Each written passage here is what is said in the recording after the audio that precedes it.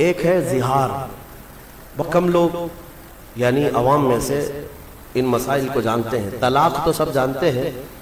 طلاق کی ہی طرح سے ایک اور چیز ہے زہار.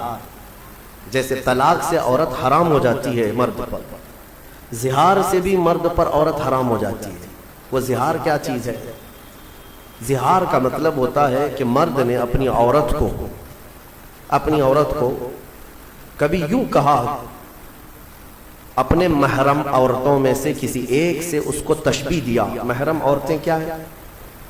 تمہاری ماں ہے، بہن ہے، بیٹی ہے، تمہاری پھوپھی ہے، خالہ ہے. یہ سب وہ عورتیں جو تم پر حرام ہیں، ہمیشہ کے لیے حرام ہیں. ان سے نکاح نہیں کر سکتے. تم ماں سے نکاح نہیں کر سکتا، بیٹی سے، بہن سے، بھانجی سے، بھتیجی سے، خالہ سے، پھوپھی سے. یہ محرم عورتیں حرام ہیں تم پر نکاح کرنا. ان سے، ان عورتوں میں سے کسی ایک سے تم نے اپنی بیوی کو تشبیہ دیا، ایسے کہا کہ تو میرے لیے میرے ماں کے فلاں چیز کی طرح ہے، یا تو میرے لیے میری بیٹی کی طرح ہے، یا میری بہن کی طرح ہے. اس کو کہتے ہیں زہار. محرم عورتوں سے ان کو تشبیہ دینا اپنی بیویوں کو، یہ زہار ہے. اور عورت حرام ہو جاتی ہے فوراً حرام ہو گئی اس پر. اگر تم نے اپنی بیوی کو یوں کہا کہ تو میرے لیے میری ماں کی طرح ہے، یا تو میرے لیے میری بیٹی کی طرح ہے، یا بہن کی طرح ہے. ان عورتوں سے اگر اپنی بیوی کو، اپنی منکوہا کو تشبیہ دیا تو حرام ہو گئی عورت. ایک صحابی کا ایک صحابیہ کے ساتھ ایسا معاملہ ہوا. خاتون عمر دراز تھی، دونوں کی بھی عمر ہو چکی تھی. وہ روتے ہوئے حضور پاک صلی اللہ علیہ وسلم کی بارگاہ میں آئیں. کہا کہ اتنے سال تو ہم اچھے خاصے رہے، اب جا کر کے میرے شوہر نے مجھے یوں کہہ دیا ہے کہ تو میرے لیے میری ماں کے مثل ہے، کیا کرے؟ تو آ کر کے حضور پاک صلی اللہ علیہ وسلم کی بارگاہ میں بار بار سوال کر رہی تھی. تو رسول کریم صلی اللہ تعالیٰ علیہ وسلم وحی کے اترنے کے انتظار میں تھے کہ اللہ تعالیٰ اس کا حکم کیا فرمائے. تو اللہ تعالیٰ نے پوری سورہ اتار دی. قد سمع اللہ قول التی تجادلک فی زوجہا. تحقیق کہ اللہ نے اس خاتون کی بات سن لی جو اپنے شوہر کے معاملے میں آپ سے بحث کر رہی ہے. وتشتکی الی اللہ، اور اللہ کی بارگاہ میں شکایت کر رہی ہے کہ میرا معاملہ کیا ہے، بتا دیا جائے. تب رب تبارک و تعالیٰ نے پورے احکامات اس میں بیان کر دیے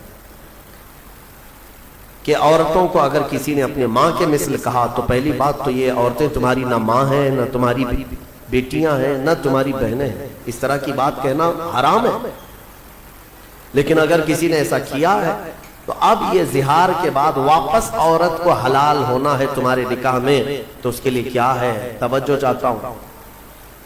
اللہ تبارک و تعالیٰ کا حکم ہے کہ 60 روزے رکھے گا کنٹینیو.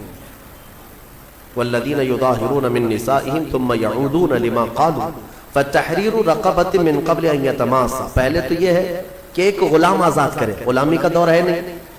جب غلام ہوا کرتے تھے تو ایک غلام آزاد کرتا تو عورت اس کے لیے حلال ہو جاتی تھی. فمن لم یجد فصیام الشہرین متتابعین من قبل ان یتماسا. اور غلام آزاد کرنے کی طاقت نہیں ہے تو رب تعالیٰ فرماتا ہے 60 روزے رکھے کنٹینیو. مرد 60 روزے رکھے گا. وہ بھی کیسے؟